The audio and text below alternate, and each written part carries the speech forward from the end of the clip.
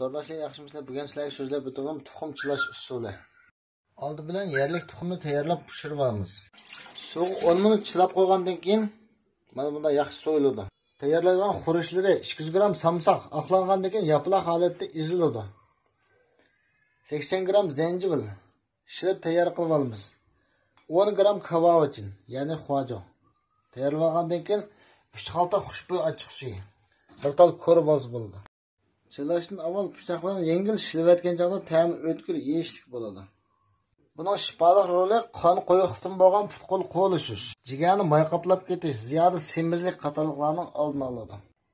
Chilab og'izni yem etib tashlab qo'yib, 3 kundan keyin har kuni atiganda nashtil bir tal 2 qo'shiq ochiq suv bilan iste'mol qilindi.